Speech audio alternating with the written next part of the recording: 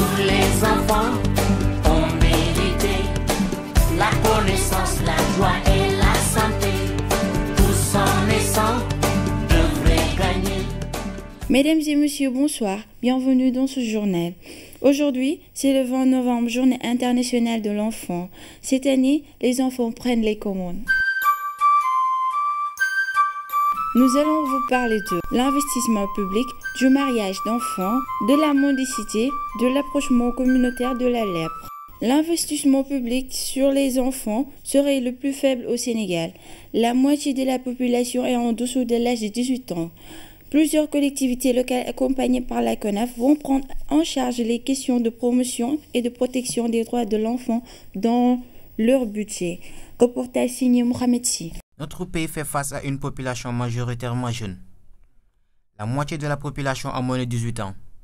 Un investissement conséquent de l'État et des collectivités locales dans l'enfance est indispensable. Nos États ont ratifié des conventions. Et de là, il y a eu des recommandations des Nations Unies, mais il y a eu aussi un commentaire général numéro 19 sur l'investissement public à l'endroit des enfants. Donc, et c'est à ce niveau maintenant que les collectivités locales doivent prévoir dans leur budget une partie de leur budget déléguée aux enfants. Le renforcement des acteurs communautaires pour la prise en charge des enfants appelle à un renforcement de capacité de ces personnes-là.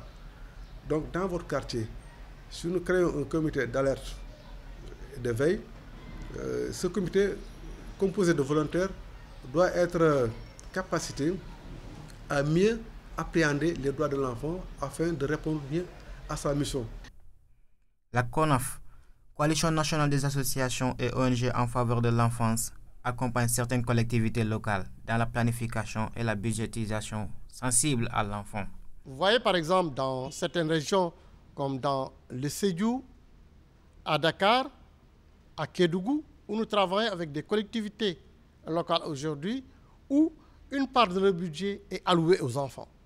Si nous prenons par exemple dans le cadre de Sédhiou, par exemple dans le Oudoukar, où en fait on travaille aujourd'hui avec ces collectivités locales, où les maires ont prévu en fait dans leur budget de prendre en charge une partie de l'éducation des enfants.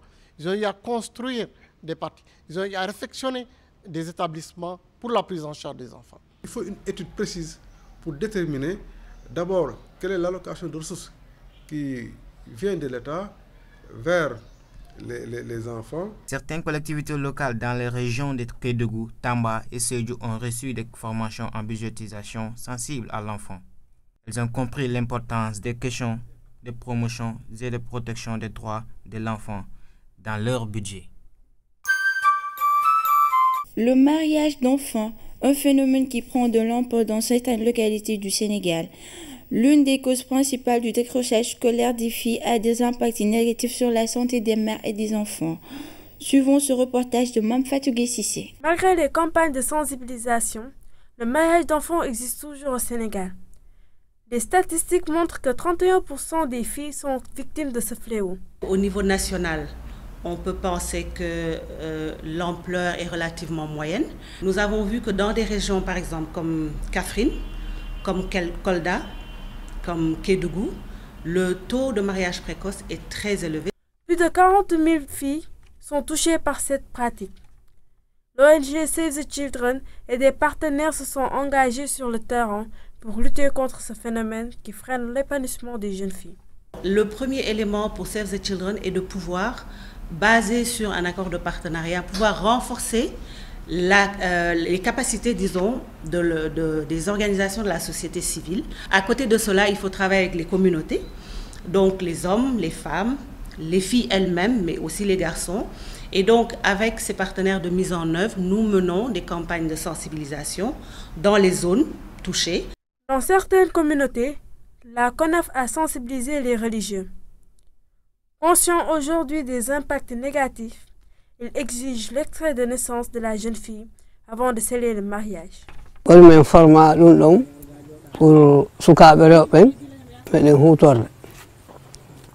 si kala ɗaɓɓaɗo meɗen landademo ko honto kaydima jibinande woni fof no jaɓi sansude saabu hande wona jon galle ka saare e cayɗen wona jon galle wona hayto tumni kala fottaɗo ɓiɗɗo debbo so heɓa duuɓi 17 e jaɓata humude dewgal ngal e jaɓatamo okkitirde. L'État du Sénégal s'est engagé pour mettre fin au mariage d'enfants. Une rencontre de haut niveau a eu lieu dans ce cadre à Dakar. Le gouvernement du Sénégal s'est fortement engagé.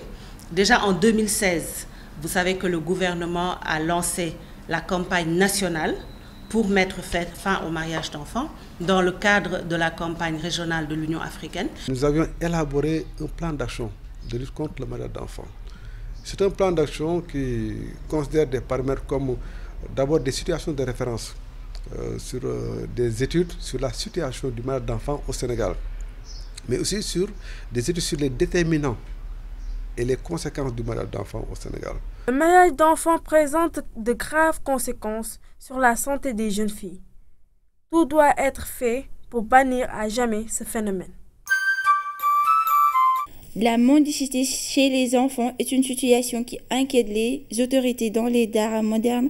Les élèves reçoivent une éducation à temps plein avec un curriculum officiel, tandis que les pères des daara traditionnels sont plus présents dans les rues qu'au lieu d'apprentissage. Pape Ndongo Lambay s'est rendu dans 2 daara différents, suivant son reportage. Rien qu'à Dakar, il y a 30 160 enfants magnants, selon l'étude commanditée par la cellule de lutte contre la traite des personnes. Cela dénote d'une situation préoccupante. En ce XXIe siècle, il est inadmissible que cette masse critique d'enfants se retrouve dans la rue au moment où la Constitution garantit l'éducation pour tous les enfants. Pour lutter contre la mendicité, l'État du Sénégal, à travers le ministère de la Justice, a sollicité de la coopération italienne qui a bien voulu donc le financer, un projet d'appui à l'éradication de la mendicité au Sénégal avec l'appui technique du Haut Commissariat des Nations Unies pour les droits de l'homme. Et ce projet vise en tout cas à donner à lutter contre la mendicité, à donner aux enfants un environnement sécur et à éradiquer définitivement ce phénomène au Sénégal. Les daara, lieux d'éducation et de formation religieuse, intellectuelle, dont les citoyens sénégalais ont librement choisi d'y amener leurs enfants, doivent être bien traités. 40% du budget national vont à l'éducation. Qu'en est-il pour les daara? J'ai vu les élèves qui sont dans de très bonnes conditions. Donc, comment vous voyez ça? Merci de cette question. Bon, vous savez que nous avons une école franco-arabe avec internat aussi, mais nous nous débrouillons avec les moyens du bord. Nous ne disposons pas tous les moyens qu'il faut pour mettre les élèves dans de très bonnes conditions. Mais néanmoins, il y a des bonnes volontés. Avec l'aide de Dieu, nous sommes en train de réussir un travail merveilleux. Malgré les projets, les interventions directes, professionnelles des enfants, talibés, les appuis aux familles, quelle est la situation dans les daara? ku fi ñëw rek barab bi mooy wax ak yow waaw ku fi ñëw te xam ne nit nga di jullit di taalibe su ñëwee ci barab bi ci boppam mooy wax ak yow nga xam ne barab bi am na lu soxla kon barab bi soo amee lu soxla kon ñi fi nekk am nañ li soxla li ñu aajoo. yaakaar naa ne affaire yaraanu xale yi responsabilité partagée la bu dee am na ay mesures d'accompagnement yu état bi def ay centres d'accueil appuyer daara yi ni mu leen war a appuyer defe naa dina demee ni mu war a demee mais dañ ci profiter rek féliciter collectivité locale muy maire de ville de Pikine parce que daara ji amoon na carnet de santé daara ji maire de ville de Pikine boole na ko ci daara yi nga xamante ni mi ngi koy accompagner dama ko bëgg a fàttaliwaat tuuti rek am na ay consommables yu fi organisation yu bari ak maire def ba pare daara ji bokk na ci daara yi nga xamante ni maire dina leen defal indemnité mensuelle. En dépit de cette situation alarmante, dans les daara, on note beaucoup d'initiatives privées. Dans le cadre de l'harmonisation des interventions en matière de protection de l'enfant, le Sénégal a adopté une stratégie nationale qui constitue le document référentiel. Pour sa mise en œuvre, les organes de prise en charge communautaire sont créés au niveau des quartiers, des villages, des communes, des arrondissements et des départements. Reportage à Pikine avec El Hadj Talesso.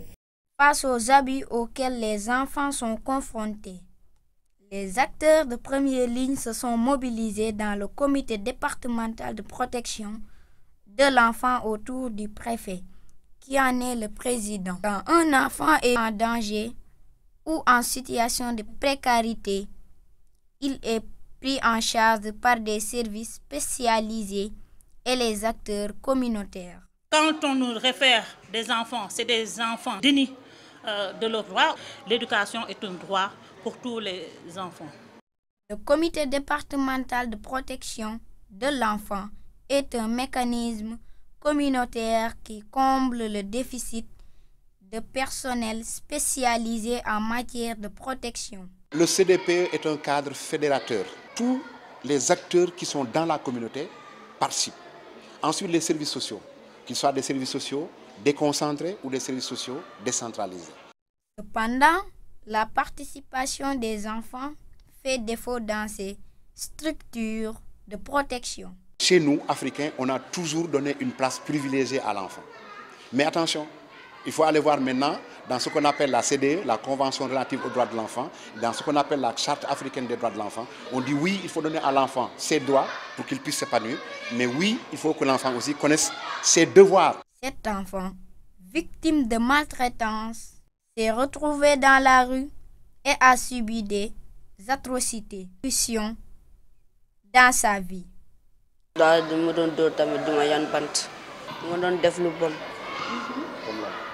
Comme là.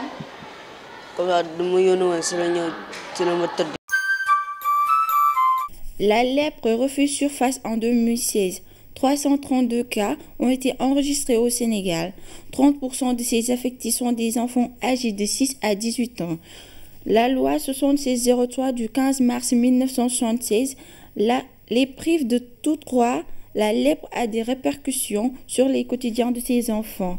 La stigmatisation, la pauvreté les affectent. Ibrahim Sarr s'est rendu dans un village de reclassement social à Kotal. C'est dans la région de Kaolack. Suivons ce reportage. Les contraintes sont nombreuses. Dans la commune de Ndiafat, auquel nous appartenons, il existe 116 villages, mais au lieu de dire 116 villages, on dit 115 villages plus Koutal Malick Ndiaye. Cela veut donc dire que nous ne faisons pas partie de la carte du Sénégal. Ce qui nous freine et nous prive de beaucoup de privilèges est la seule cause repose sur la loi 7603 qui nous concerne, car il n'y avait pas de remède. Mais depuis 1982, un remède efficace appelé PCT a été trouvé. Bonsoir, je m'appelle Ibrahim Sarr d'Action Enfance Sénégal. Nous sommes avec Moustapha Sy du village de reclassement social de Koutal dans la région de Kaolack. Alors, Moustapha Sy, comment s'appelle ce village? Ce village s'appelle Koutal Malick Ndiaye, dans la région de Kaolack, créé en janvier 1952. Bon. Il y a combien d'habitants dans ce village? Environ 1000 et quelques habitants. Pourquoi la création du village? Ce village a été créé pour les hommes affectés par la lèpre, pour éviter la contamination avec les autres. Quelles sont les difficultés que vous rencontrez? Les difficultés que nous rencontrons, le manque d'électricité publique, et l'éclairage dans les maisons, et l'environnement que nous vivons n'est pas sain. J'entends parler d'une loi. C'est laquelle? C'est la loi 7603 qui a régi des villages de reclassement social qui sont au nombre de 9 au Sénégal. Qu'est-ce que vous attendez de l'État? Nous, les enfants de Koutal Malick Ndiaye, nous demandons à son Excellence le président Macky Sall l'abrogation de la loi 7603. Merci. Merci. Nous recevons sur ce plateau M. Moussa Diop, il est chargé de la communication de l'UNICEF. Monsieur Diop, bonsoir. Bonsoir. Merci d'avoir accepté notre invitation. Alors, Monsieur Diop, pouvez-vous nous parler du concept du 20 novembre de cette année? Merci beaucoup pour cette invitation. En fait, le 20 novembre, le concept global, c'est les enfants prennent les commandes. À travers le monde, l'UNICEF et ses partenaires a sorti ce concept pour, encore une fois, à l'occasion de cette journée qui marque l'adoption de la Convention des Nations Unies relative aux droits de l'enfant, a sorti le concept de les enfants prennent les commandes. À travers le monde, dans certains pays, il y a l'UNICEF, il y a les enfants qui vont prendre le contrôle du Parlement, entre guillemets. Dans d'autres pays, le contrôle des mairies. Dans d'autres pays, le contrôle des écoles, etc., etc. Alors l'idée, c'est de donner le maximum de visibilité aux enfants pour qu'ils puissent eux-mêmes parler de leurs propres problèmes. Au Sénégal, nous avons décidé de parler, de travailler autour du concept les enfants s'installent dans les médias. Alors, on ne prend pas le contrôle des médias, mais les médias nous font un peu de place pour que les enfants puissent s'installer dans les médias. Donc, l'idée, c'est encore une fois de profiter de cette journée, de faire du plaidoyer, de donner la parole aux enfants, de leur donner le maximum de visibilité, non seulement dans les médias, mais également dans toutes les manifestations publiques. Merci. Parlez-nous du partenariat autour du concept « Les enfants s'installent dans les médias ». Alors, nous avons véritablement, je dois le dire ici, bénéficié d'une oreille très attentive de la part des médias, ce qui était très important pour conduire ce genre d'opération et pouvoir mettre en œuvre ce concept. Je dois dire que pour la RTS, par exemple, c'est le directeur général lui-même qui s'est engagé à nous accompagner et nous avons construit tout le concept autour d'un partenariat avec les médias, mais aussi avec les ONG qui travaillent avec nous, beaucoup d'ONG, beaucoup d'institutions publiques, le ministère de la bonne gouvernance et de la protection de l'enfant. Donc tous les acteurs qui travaillent sur la protection de l'enfant, tout le monde on s'est réunis ensemble pour travailler sur le contenu de cette journée. Et vous savez, le concept, c'est d'être présent sur les médias, mais c'est aussi de pouvoir mettre du contenu sur aujourd'hui quelles sont les problématiques auxquelles la protection de l'enfant d'une manière générale fait face. Et quels sont les véritables messages qu'il faut lancer en direction de la communauté, en direction des autorités, en direction des collectivités locales. Et ça, nous avons donc travaillé autour de ce concept de sorte que les enfants puissent porter eux-mêmes leur voix et puissent faire passer ces messages-là. Donc c'est encore une fois un partenariat qui à notre avis, va permettre à la fin de la journée du 20 novembre de pouvoir faire passer un message qui est celui des enfants. Merci, Monsieur Diop. Merci. Je vous rappelle que nous étions avec Monsieur Diop, chargé de la communication de l'UNICEF. Merci de votre disponibilité, Monsieur Diop. Merci beaucoup. Voilà qui met fin à ce journal réalisé à l'occasion de la Journée internationale de l'enfant qui est célébrée ce 20 novembre. Mesdames et messieurs, merci de l'avoir suivi. Au revoir. Tous les enfants ont mérité la connaissance, la joie